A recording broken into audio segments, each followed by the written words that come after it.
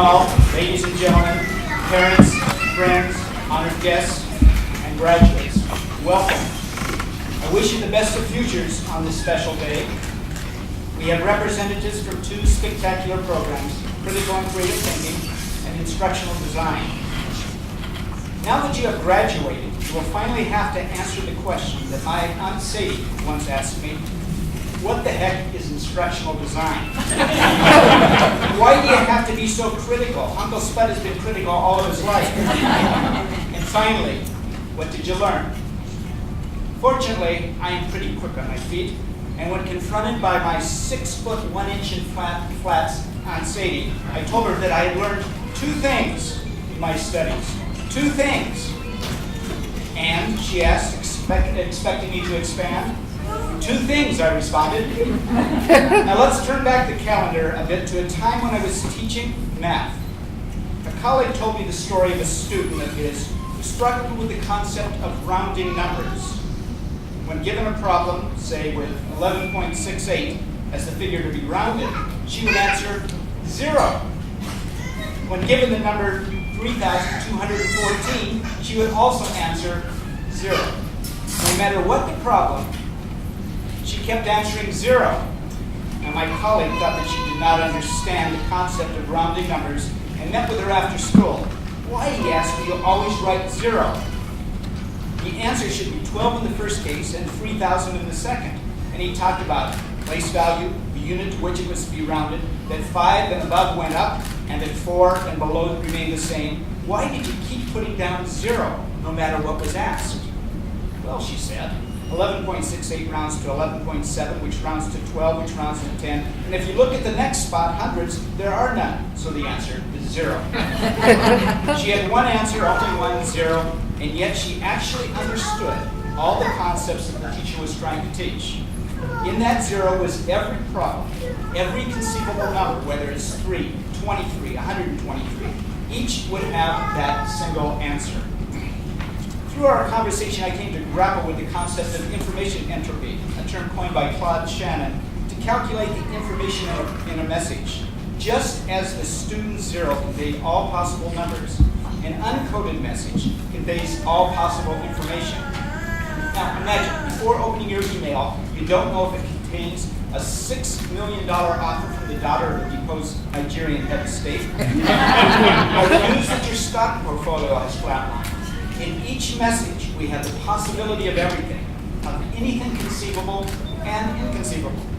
So this was the first thing that I had learned, that many times our differences are non-existent, but there is a common essence and unlimited possibilities within each number, each message, and each of us.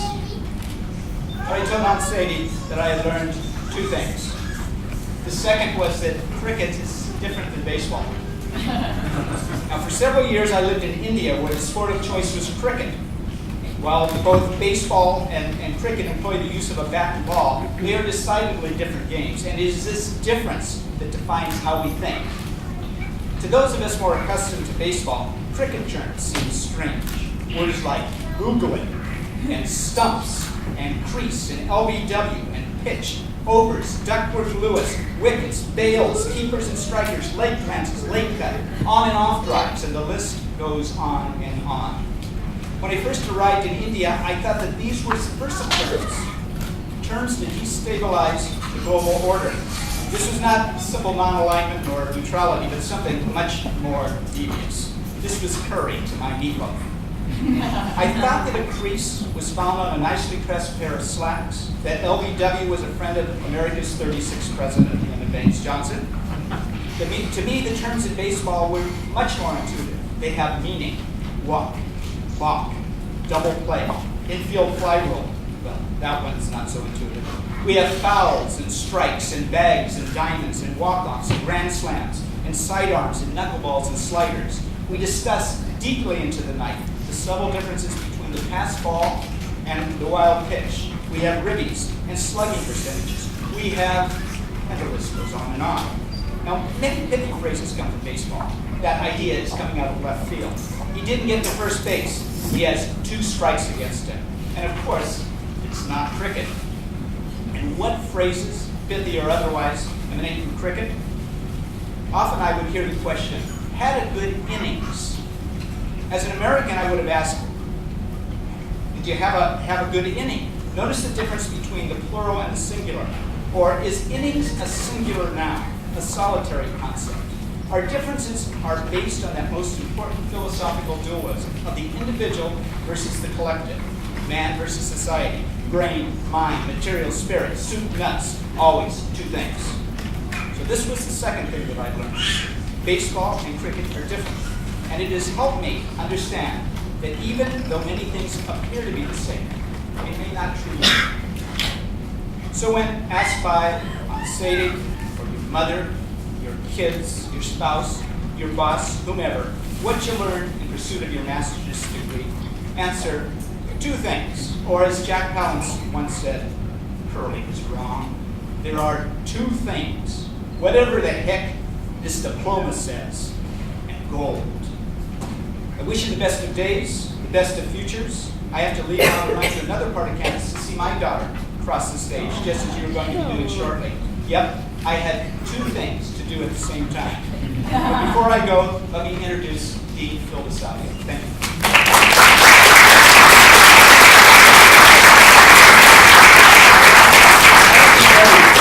The deans in the College of Advancement and Professional Studies are graduating children. Dennis is graduating his daughter, and Tony Holmes is graduating his son, and we're very proud of both of them, and it's a testament to your soon-to-be alma mater. The deans think enough of UMass Boston to advise their children to go to UMass. This is an important rite of passage. It's one of those stages in the process that we all go through as graduate students. You know, some actually prefer this ceremony. Notwithstanding the fact we're air conditioned in here, we're probably roasted like heck out there. Commencement talks to the entire student body, but we're talking to you now. We're talking to you now. We're talking about your professional career. We're talking about entertainment that you've probably done. It's more personal. And as the dean, I have the great honor of individually presenting you your degree. I look forward to it. It's also an opportunity to have representation from your student colleagues. I always look forward to reflections on your student colleagues. There will be a reflection by one of your representatives from Program of Instructional Design and the other in critical and creative thinking. I can just see the person now who's going to be speaking. Are you nervous? No? Okay. It's also an opportunity for our provost to say a few words to you. I'm always amazed at his eloquence, his thoughtful reflections, and I always take away something very important, and I think you will too. So let me introduce the provost of the University of Massachusetts, Winston Knight. Winston.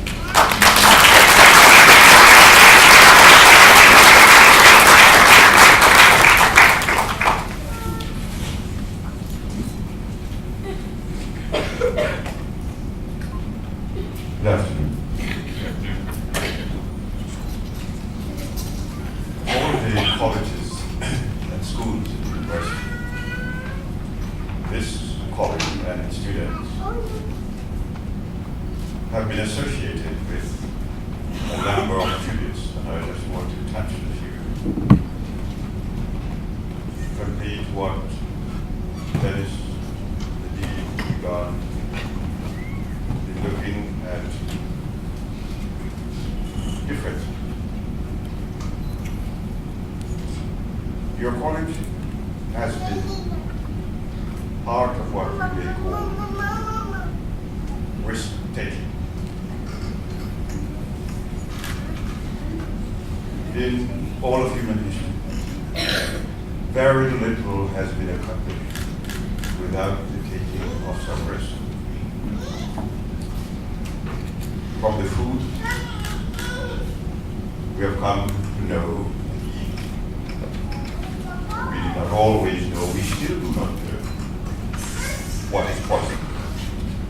And some potential will come from the food that we eat, from the sleep that we take, when and where, the shelter they have, or beyond that.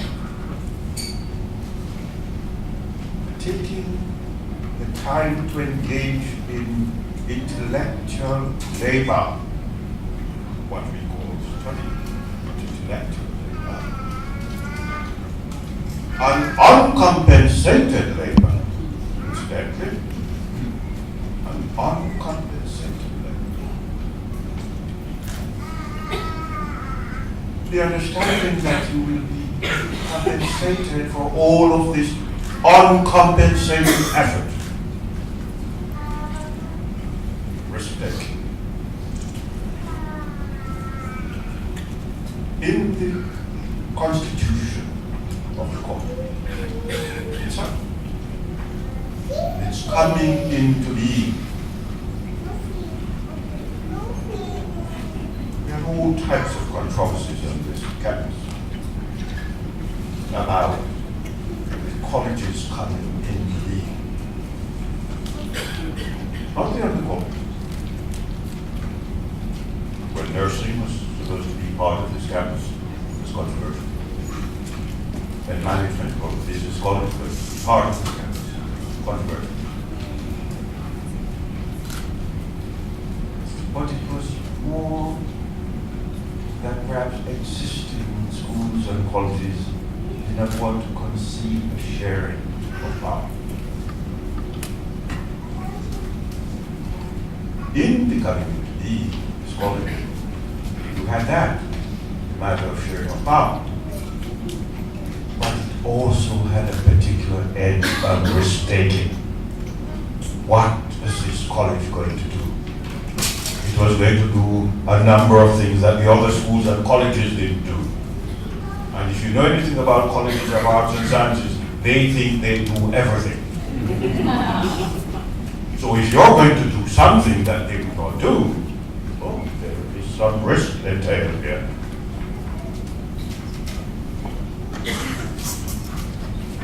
Adventure.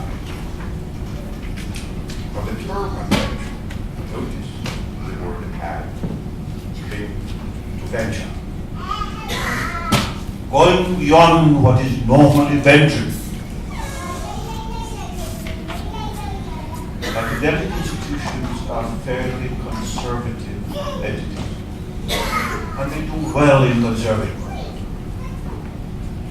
They are not very good at venturing. This college was supposed to be coming into being, to be in the business of adventuring. And so there was a grounded suspicion.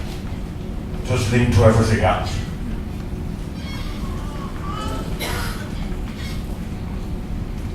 Well, this was also a college that was not meant to get anything from the state by way of support. Now, how do you reconcile that with the idea of a state university? We don't like contradictions in the academy. That's part of the business of adventure. It would call for a particular type of entrepreneurial impulse. And for the entrepreneurs, one of the wonderful things about them is that everything has certain possibilities which are yet unrealized. And that is linked to adventure. You can see the wonderful philosophy here. And so I go back to what intermediate speakers. The language, cricket, and baseball, and one would add a number of expressions in cricket. Who has ever heard of bidon and silly bidon? Well, part of adventure, others may think it's silly bidon.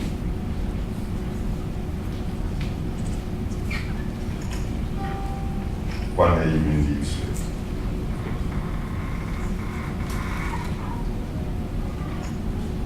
For us,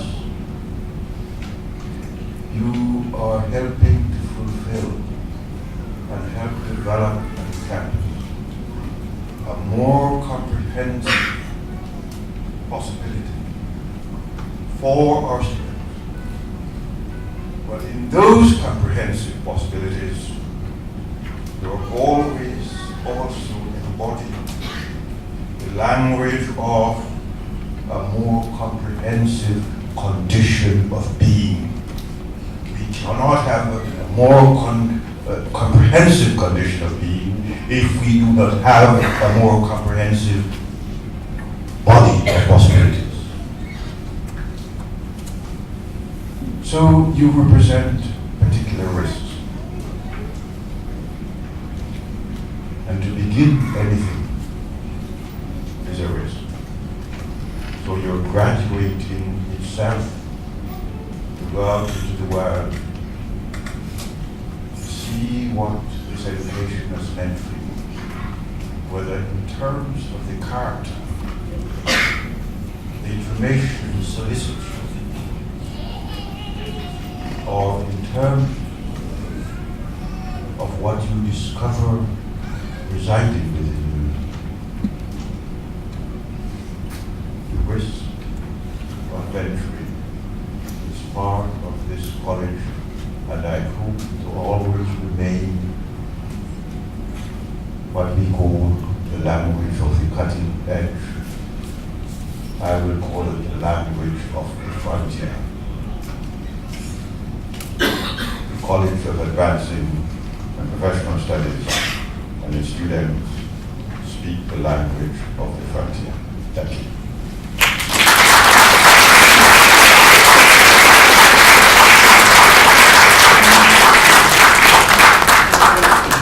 We will now have the presentation of the degrees with Dean Salvio place, and students will be ready to come up to the stage.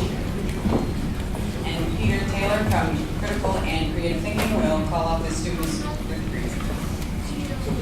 You're good for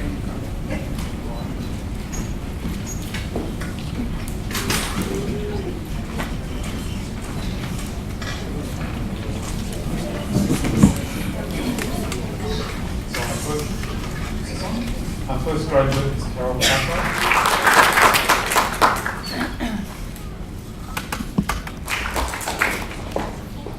Our next graduate is Donna Morris.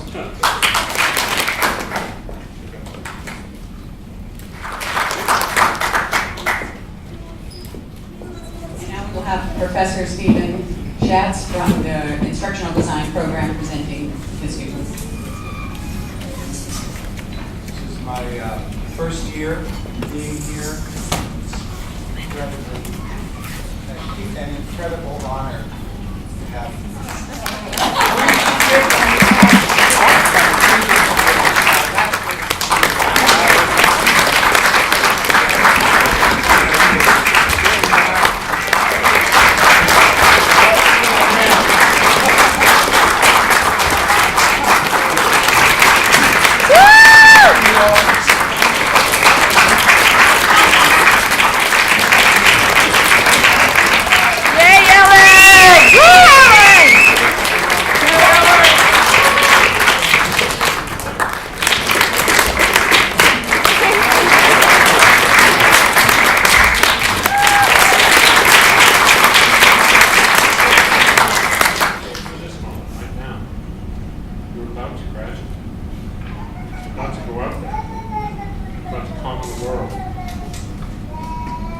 something wonderful has happened. This is the start of your post-graduate life. You'll be taking on new and more responsible positions. You will excel. You will take some part of this experience with you. And I think you'll always remember. So, graduates of UMass Boston, I welcome you to the UMass Boston family. As alums of UMass Boston, and I am one, carrying on a tradition of service and a contribution to your profession. We expect that from you. So, on behalf of all of us, faculty, those people that have always been behind you, the administration of the university, most of all your colleagues, it's been an honor to share this part of your life with all. Thank you very much.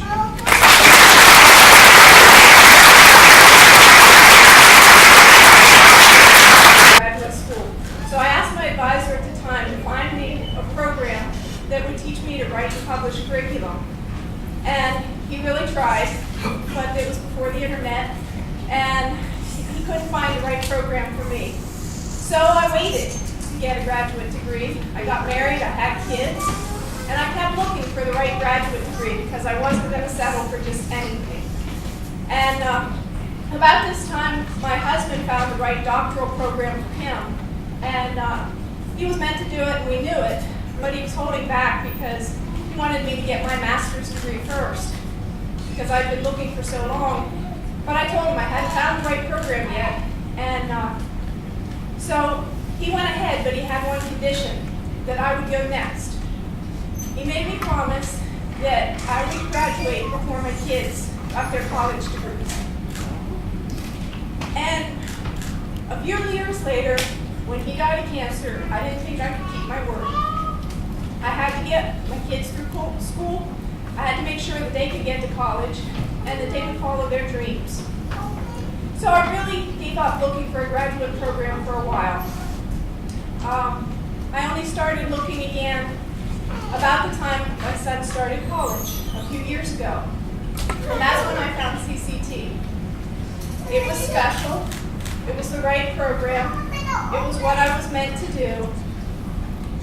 And CCT, when I tell you that there is no other program like this program in the country, when I tell you how special it is, I know what I'm talking about because I have been looking for you for a very long time.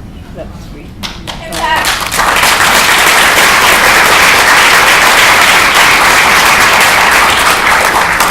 so special that instead of waiting for my daughter to graduate high school like I had intended, I went ahead and I applied for senior year of high school.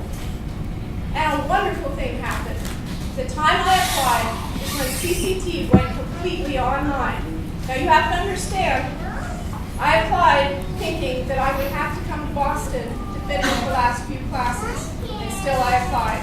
I applied even though I thought I'd have to do some certificate program first, but I still applied. But you went online for me, and I really appreciate that. But something even more remarkable happened. I kept checking the classes over and over again to make sure. And there was a way. There was a way to keep my word. It would take a lot of work, and you have to understand why. My son had a head start, and he had decided he was going to graduate early. So he's graduating in December. And believe me, I did not want to have to be in a race with my daughter, because even though she just finished her freshman year of college, she's already on track to graduate early too. So CCT, I'm so grateful because there are a lot of reasons that I had to take a degree and get it in 18 months. But one of them was so that I could keep my word. And I'm so glad that I was able to do so. And I've been thinking about that, about taking turns, and about how there are a lot of stories in this audience, and a lot of people who deserve a chance to speak. And I want to tell you, you will get your chance to take your turn. You'll get a chance. It'll be special. It'll be worth the wait. But I turn to my classmates for inspiration. How could I give you a chance to take your turn right now?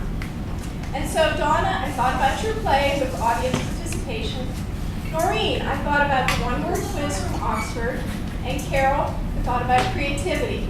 How could I give a chance for everybody who's here to take a turn? And the one-word quiz, the audience participation that I'm going to creatively ask you to do, is they give one word and you're supposed to write a reflection about it. So I want you to think for a moment about one word. What represents this degree to you? What word would you carry forward from this day? Think about that word. And then I think we can do better than Oxford. Instead of writing a reflection about it, we're going to do reflective practice. That is, you think of something, you act on it, and then you see what happens. So I'm going to ask you to take your word. My word is transform. And I want you to live that word. Because we're called to be light. We're beacons. And I want you to notice, because I've been noticing, I've only been on the campus twice, but I've been noticing that your beacon has light that goes forward and it goes back, 2 directions. So I'm going to ask you to live your word forward, but I'm also going to ask you to creatively bring it back here, pay it back here to the very people and place that gave you this word today. And I'm going to give you one more thing. You see, for years as a teacher, my favorite phrase was, I touch the future, I teach. But it's not enough to leave the education, the future to our kids or to the adults we train and the teachers that we teach. So instead of I touch the future, I teach, how about we transform the future, we lead. So 3 things I leave you today. Take your turn, live your word, and let's transform the future together. Let's lead. Thank you.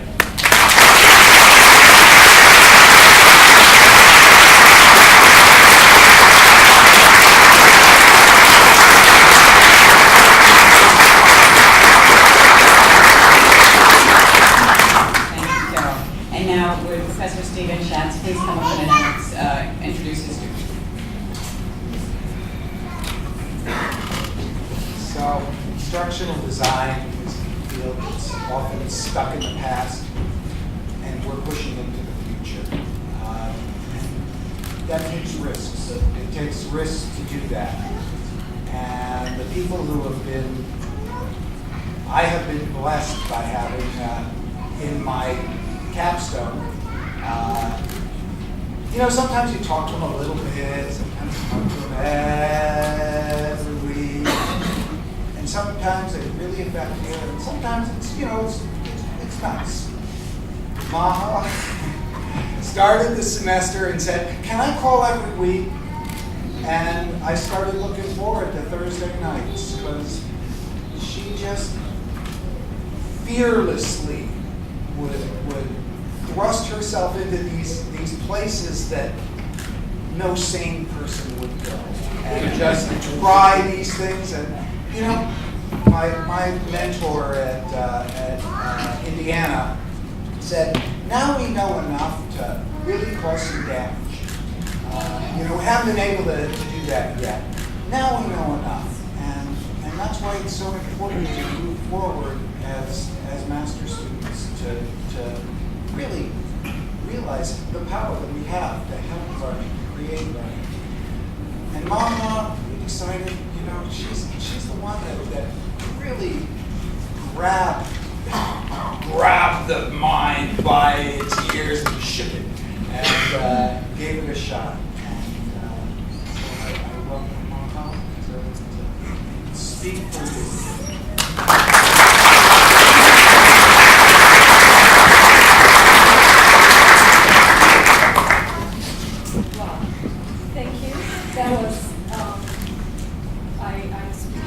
Maybe I should go back.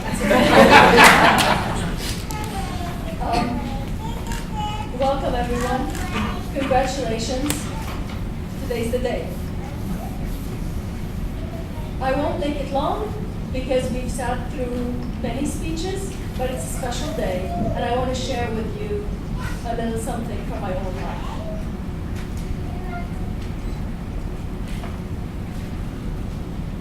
Steve Jobs once said, you can only connect the dots looking backwards.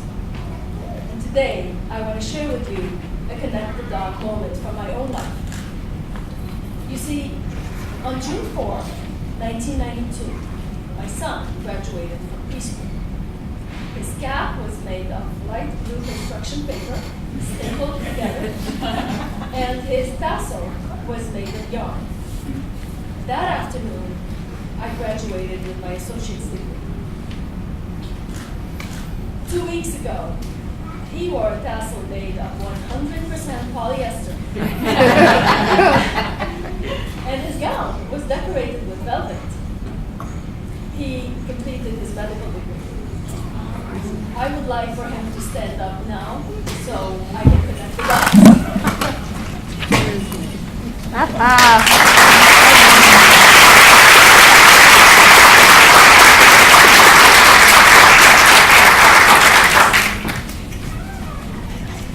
The Lebanese-American poet and thinker Khalil Gibran wrote, "The teacher who is indeed wise does not bid you to enter the house of his wisdom, but rather he leads you to the threshold of your mind." Look at us today. We've been there. In the words of Stephen Schatz, don't take my words and repeat them. Come up with your own thoughts. No matter whose quote you take, we have been to the threshold of our minds. Let's give a hand of applause to the faculty, the amazing faculty that led us there.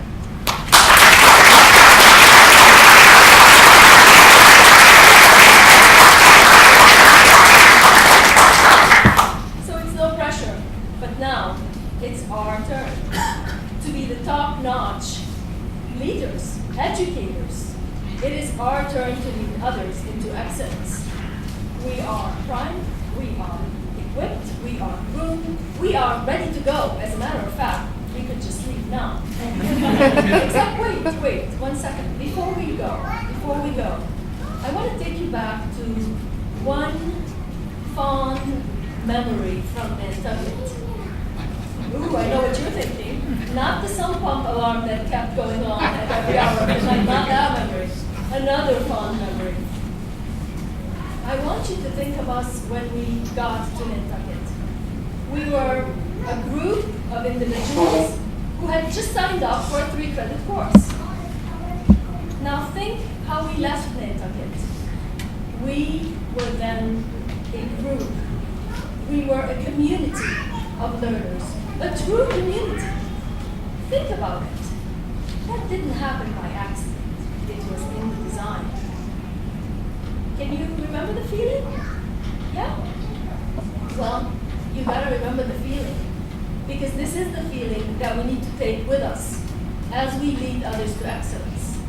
We need to think, are we fostering in others communities of learners? And are we taking those we lead to the threshold of their minds? On this note, thank you and congratulations.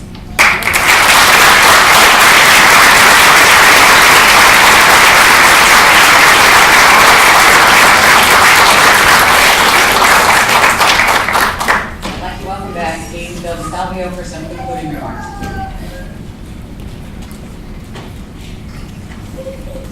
I know I stand between you and official graduation. So I'm going to try to make this brief and pithy and meaningful. You've reached one of those milestones in your life. It represents a clearly defined success in your life. You are in rarefied company. You are a part of a very small percentage of the population that holds graduate degrees. You are on the top rung of the educated. There's a tradition in commencement speeches and graduation speeches. Someone once said that graduation speakers are like corpses in a funeral. You can't have one without the other, and you don't expect them to say too much. But I'm going to try to say something about you. I'm going to try to say something about your profession, about what lies ahead for you. I want you to keep in mind that you've received 2 educations. It's the first education gave you a set of specific technical skills. And that's a very important educational component.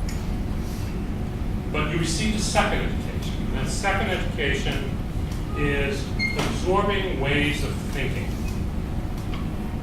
ways of reacting, standards on what it means to be a professional, how a professional works, how a professional collaborates, how a professional serves.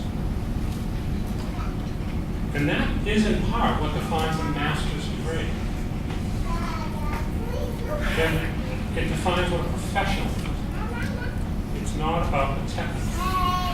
It's not all about the skill. It's about how to think. How to think about people, how to think about situations.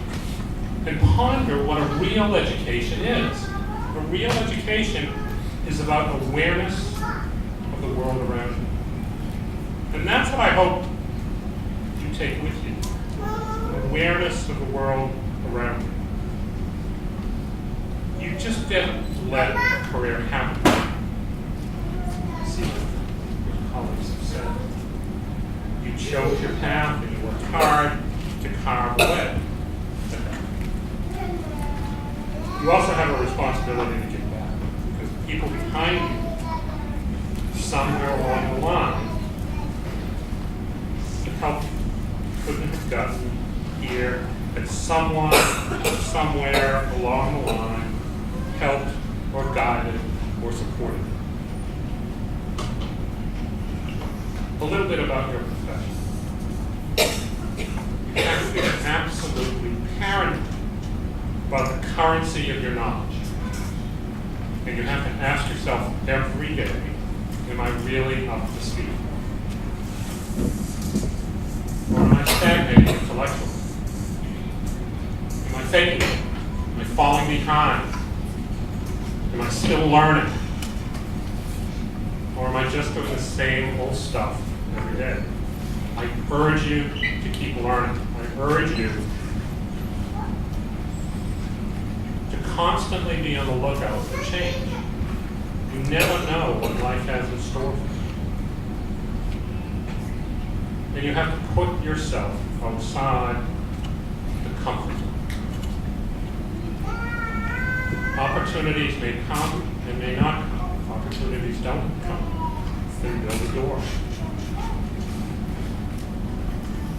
This diploma you're receiving today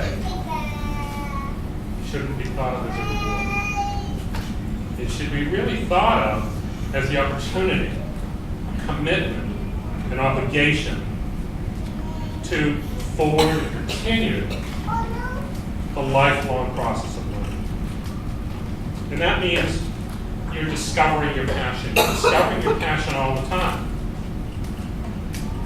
You will make a difference. I'll let you on a little secret. The easiest thing in the world is to do a graduation speech. Because no one really ever remembers what you said. I know. I've been to many, many graduations. And it's a wonderful experience while you're going through. It's not what any of us have said today. It's what you did. It's what you created by your hard work and your perseverance. So we don't remember days, we remember moments. And I want you to remember this moment right now. You're about to graduate. You're about to go out there. You're about to conquer the world. Something wonderful is happening. This is the start of your post-master's life. Right? You'll be taking on new and more responsible positions. You will excel. You will take some part of this experience with you. And I I think you'll always remember. So, graduates of UMass Boston, I welcome you to the UMass Boston family. As alums of UMass Boston, and I am one, carry on a tradition of service and a contribution to your profession. We expect that from you. So, on behalf of all of us, faculty, those people that have always been behind you, the administration of the university, most of all your colleagues, it's been an honor to share this part of your life. Thank you very much.